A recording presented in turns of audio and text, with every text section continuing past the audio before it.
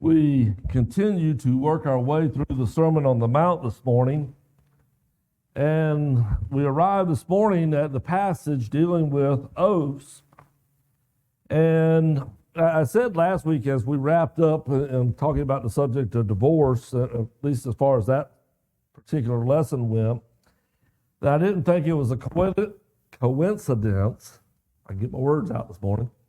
I didn't think it was a coincidence that Jesus put the subject of adultery, divorce, and oaths all right back to back, because all of it is about doing what you say you're going to do.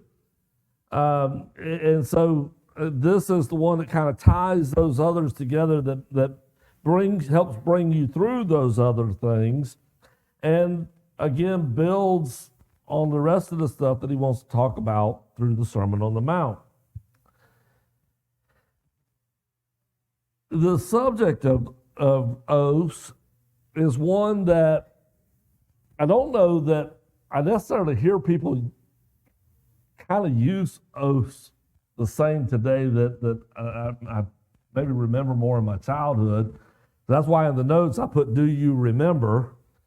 You remember when we were kids, we would have all kind of oaths and pinky swears, and I swear on my mama's grave, even though my mama was picking me up after school today or whatever. But we'd have all kinds of things. You see in the movies and stuff sometimes, you hear, "Oh, I swear on my kid's life," or "I swear on this, I swear on that." Those moments when we're trying to convince somebody to believe what we're telling them. The harder we are trying to convince them, the bigger the oath became, wasn't it? Swear on a stack of Bibles. We've all used that one at some point, didn't we? I promise you, I swear on a stack of Bibles. Well, it's not something that was new to us. There's probably more of it still goes on today than I think there is. I just don't find myself in those circumstances. But Jesus is dealing with this here on the Sermon on the Mount. And so let's pick up with Matthew chapter 5 and verse 33 and read what Jesus has to say about it, and then we'll dive a little further into this. Jesus says, "Again, you have heard that it was said to the people long ago, 'Do not break your oath, but fulfill to the Lord the vows you have made.' But I tell you, do not swear an oath at all, either by heaven, for it is God's throne, or by the earth, for it is his footstool, or by Jerusalem, for it is the city of the great king.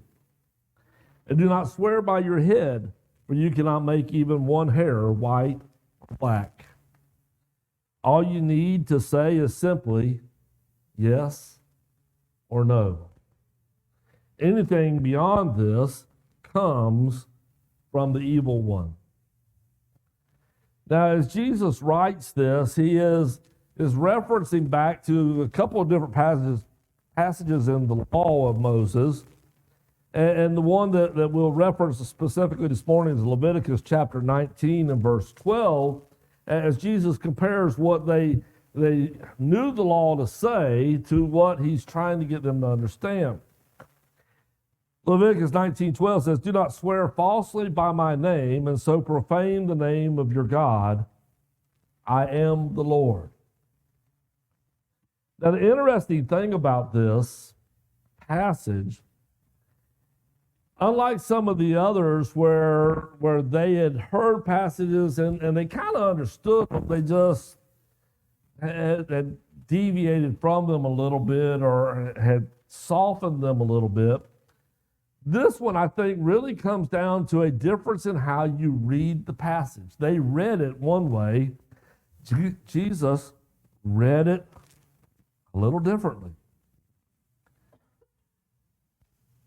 They read it and hear, "Do not swear falsely," as in, don't make an oath that you are intending to break.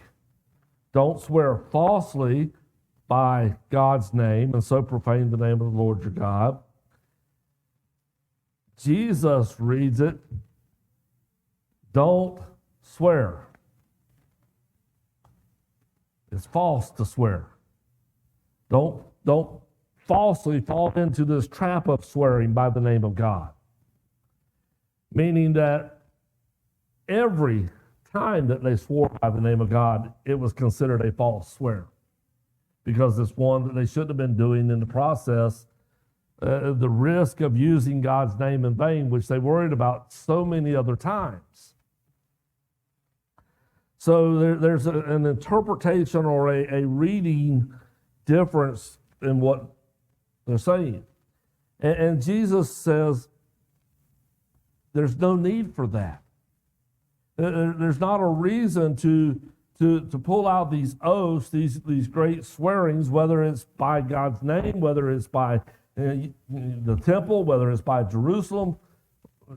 Just don't do it. And again, he's really calling them back to this is about character.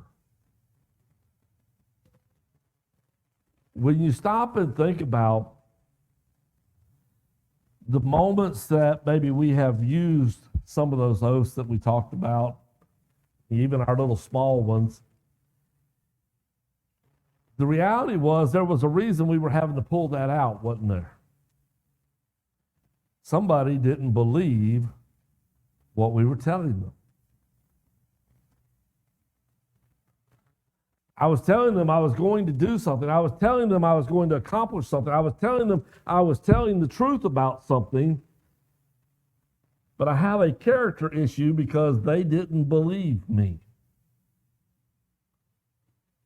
Why didn't they believe me? Because most likely at some point in the past, I've told them something, maybe even swore on a stack of Bibles or swore on my mama's grave, and what happened? I didn't keep what I promised. I have a flaw in my character as far as they are concerned about my reliability, about my truthfulness, or whatever the case may be.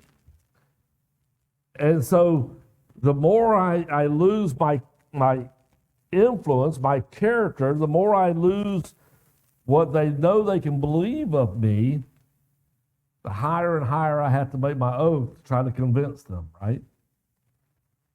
I've got to get to that point. Oh, there's no way he would be lying to me. He's taking it that far. Well, what are the issues with taking oaths in the first place? And Jesus kind of points out two to us with this. The first is, he says, you're taking something that is sacred and holy to God, all the way up to maybe his name, and you risk tarnishing that in the eyes of others if you fail to keep that oath. A lot of times we don't think of it in those kind of terms. We think, oh, well, yeah, it hurts me a little bit. And, well, I'm going to have to really tell them something good next time to get them to buy it and believe it. We don't stop and think about what kind of a reflection is that on that by which we swore, especially when it concerns God. What does it mean that I think about God's word, of what I can, how holy I consider it, when I can say I swear on a stack of Bibles and then I still don't do it? Didn't I just tell them I don't really think the Bible's all that important? Doesn't mean much. I don't hold it very high regard. If I do that, how can I ever then pick up the scripture and talk to them later about needing to know Christ, about what scripture says about that? I harm more than just myself when I put these things at risk. And Jesus says the second one is, a lot of these things are things that you don't have any control over. Now, he uses the color of the hair of your head. I know we have a lot of people that would say, I can make it white or I can make it black. You can temporarily. You can't change what it really is any more than Some people that think they can change some other things today can change what they really are.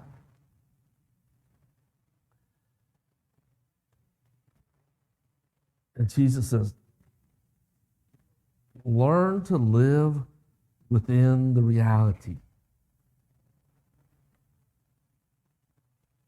There are things that are going to be out of our control. There are things that are going to be beyond our scope. And if we go trying to use these things and all to try to further our own little things, it never works out good. With regard to this first issue, we're going to look at a couple of passages where God takes their reading of it and stresses how important it is that if they're going to make those oaths, they better fulfill them. The first is Numbers chapter 30. Numbers chapter 30, verse 2, when a man makes a vow to the Lord or takes an oath to obligate himself by a pledge, he must not break his word, but must do everything he said. That's pretty strong. And there's some room within that wording, even reminding us that even if I'm not going to these extremes of swearing on a stack of Bibles or whatever, if I say I'm going to do it, I need to do it. We mentioned last week the marriage vows, that we go through all of those things, for better or for worse, for in sickness and in health, forsaking all others.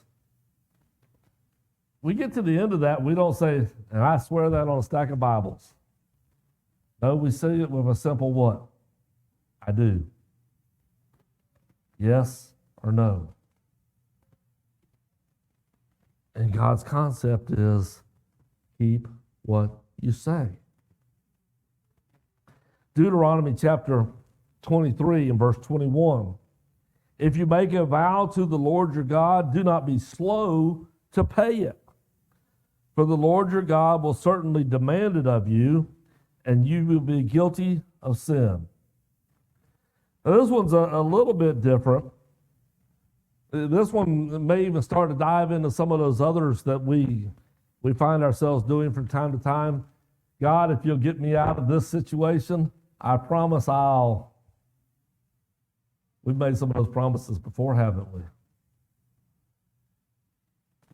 God says, if you're going to make a vow, be sure you're going to keep it. And here he says, don't be slow to pay it. Well, I know what I told you, God. I know I said that if you got me out of this, I'd give up drinking. Give me a couple months. There's some big things coming.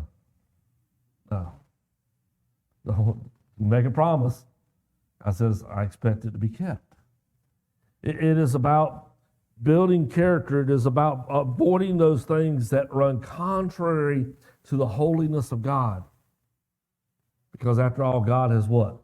Called us to be holy as he is holy. We don't get it right all the time. He has to keep refreshing us and starting us over. But we're supposed to be trying. That's what we're supposed to be aiming for. See, the reality is, like us a lot of times, they were guilty of making these kind of vows. And then trying to find some kind of a loophole as to why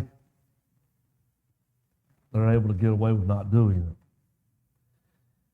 Look with me, if you would, Matthew chapter 23.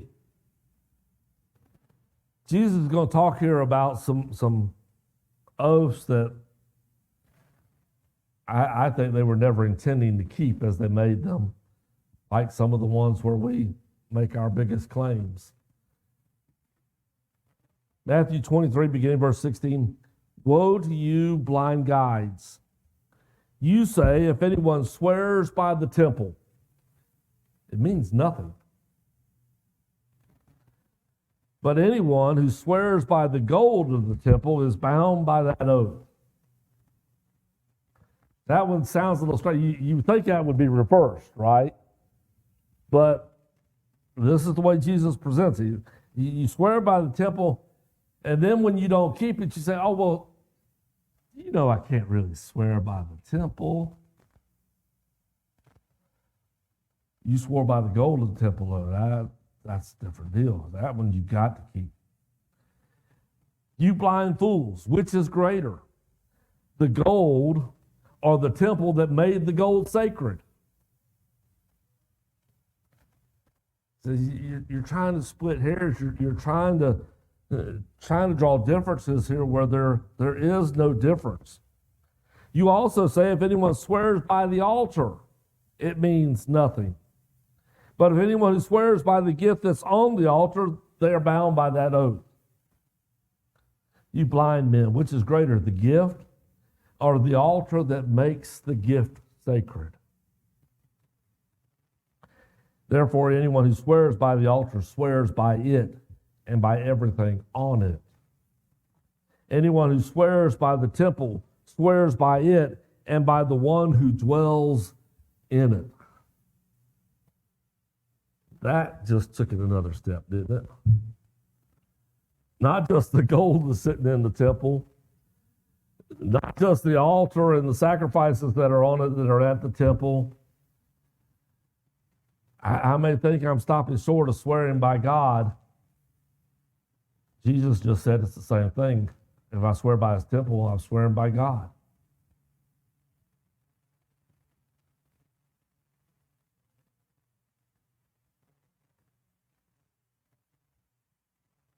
Anyone who swears by heaven swears by God's throne and by the one who sits on it. Jesus is bringing out we should not be trying to play games with these things. An oath is an oath. If you say you're doing something, you need to be doing it. If you don't intend to do it, don't say that you're going to do it. It's either kept, and it was a good oath, or your word is worthless. Jesus says it's as simple as keeping your word. The evil part that Jesus referred to there in Matthew 5 primarily comes in when we seem to be taking this approach that they had in Matthew 23. When we're playing games with it, when I'm making oaths that I have no intention of keeping.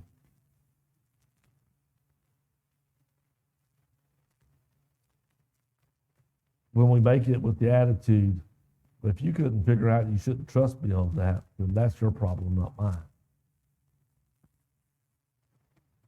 What Jesus is driving at is you control the value of your word. Our intention should be to do the things that we say we will do. Every effort should be made to keep them. Because the reality is there's going to be enough times where something beyond our control, as Jesus was pointing out, interferes with our ability to do the things that we said we'd do without playing any games in it. And I really, as I address this subject, I need to be very careful even saying that our intention should be to do them. Because I know how people are. When I end up breaking the oath, my new crutch becomes, well, I intended to do it. I planned to do it. It just didn't work out. Sorry.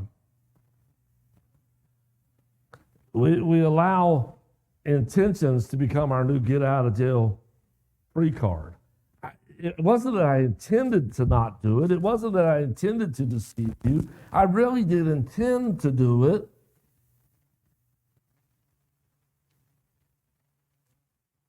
If we're not careful, that becomes what we do all the time.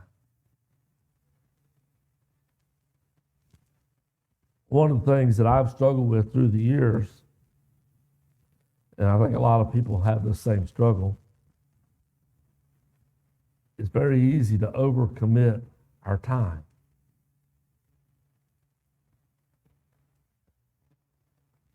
It's hard to tell people no. They come to you, they want your help, they ask you to do something. There are a lot of us that have a lot of problems with the word no. We don't know how to say it. We intend to do what we promise, but the next thing you know, you look down at your calendar and you're like a doctor's office. You got 5 people scheduled for the same time slot. How do I do all 5? Can't. We become like the airlines that say, well, we're going to have X number of cancellations anyway, so we're going to overbook this flight counting on 5 of them not to show up so that these other 5 we sold can get on. No, you sold me a seat. My seat better be there. Right down to the smallest areas of our life needs to be this commitment. I'm going to make every effort I can to not promise something that I can't do. It is better to say, no, I can't commit to that because I have these other commitments that I've made because I'm not positive that I can fit that in, that I can accomplish that. But I'm going to tell you no, but I'll tell you what, if it works out where I can, I'll be happy to come do it then. But I'm not committing to it. It's better off to say that than to say I'll do it and then come down to the end and, well, which one of these do I not do? There's no good answer to that. Jesus says, let your yes be yes, your no be no. James repeats the warnings about this, James chapter 5, verse 12. He says, above all, my brothers and sisters, do not swear, not by the heavens or by earth or by anything else. All you need to say is a simple yes or no. Otherwise, you will be condemned.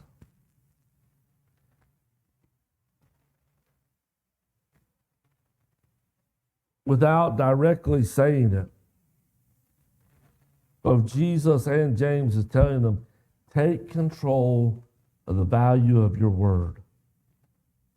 Be someone who has such a reputation that when you say something, those who hear you say it know you mean it and you will do it. There was a time in our country where everything was done with a word of mouth contract or a handshake. I tell you, I'll do this. Shake on it. Good enough. Today, you better have a 50-page written in legalese, studied by 7 lawyers, every loophole thought of, spelled out, written out of it, and maybe you can get to stand up in court to get your final in. We have drifted a long way as a whole. Be sure that's not us as individuals. We're not just representing ourselves, we are representing our family name. And I'm not talking about the Carswell name. I'm talking about our Father's name. Christ, Christian. What we do is a reflection upon Him and how people are going to view Christians around the world.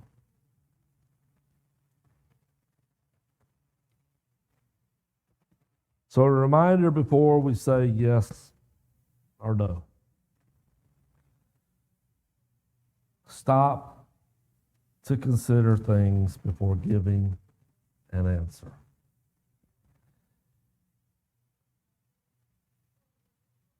I know everybody wants an answer and they want it yesterday. I know everybody's going to push you and try to get that answer from you right away. And for some small things, maybe that's okay. But the bigger the issue is, the more we need to pause, take time, check our schedule, check the things within our control, check with our spouse, check with whatever, but more importantly, check with God. Give thought not just to your plans, but what God's plans might be. We back up one chapter in the book of James, chapter 4, verses 13 through 17. James gives us this reminder about it. Now listen, you who say, today or tomorrow we will go to this or that city, spend a year there, carry on business, and make money. Why, you do not even know what will happen tomorrow. What is your life? You're a mist that appears for a little while and then vanishes. Instead, you ought to say, if the Lord wills, we will live and do this or that. As it is, you boast in your arrogant schemes, and all such boasting is evil. If anyone then knows the good they ought to do and doesn't do it, it is sin for them.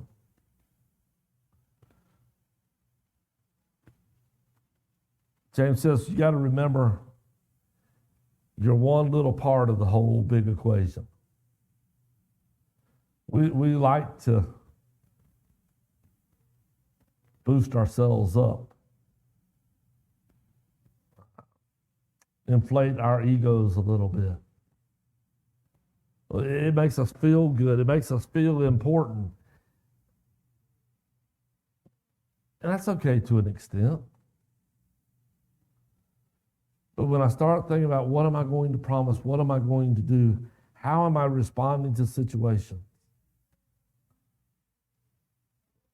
what else might God have in plan? What things are in my control? What things are going to be out of my control regarding this? What can I really tell somebody that I can do? Spend some time thinking over it. Spend some time praying over it. Spend some time contemplating what God's will might be on the subject, whether that's studying through Scripture, studying through past events, things that you've seen how He's worked in your life. Whatever it is that can help you to arrive at an answer that you feel very confident you can abide by.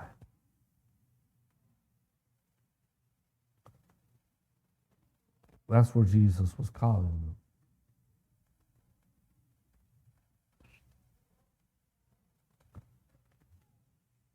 That's where He's calling us.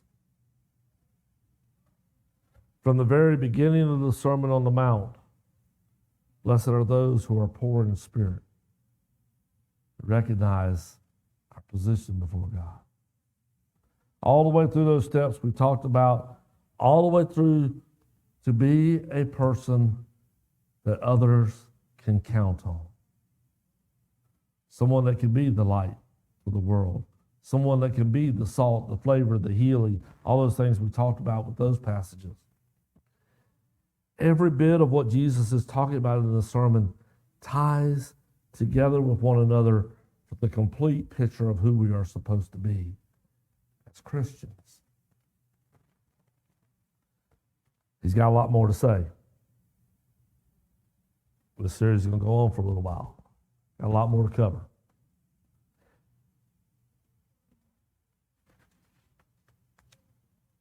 The question for you this morning: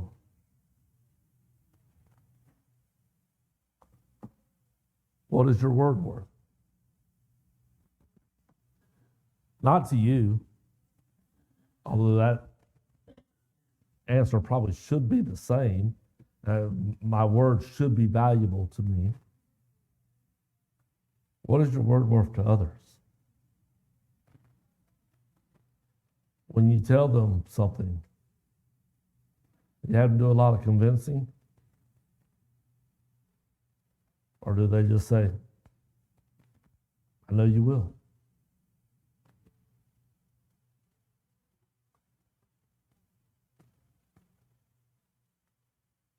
If there's something that you need to take care of in that regard, it's a little bit like our recent study where Jesus said, you got a problem with a brother, leave your gift at the altar and go take care of it. If you've had a problem with your word, first take care of it with God. Get that part right. And then if you need to go be apologizing to somebody, you need to be trying to make something right, or you got some things in the work right now that you need to, maybe you need to preemptively go say, hey, I know I told you I was going to do this, but I'm seeing right now I've got a problem. I've overcommitted. I've done whatever. Take the steps to make your word mean something.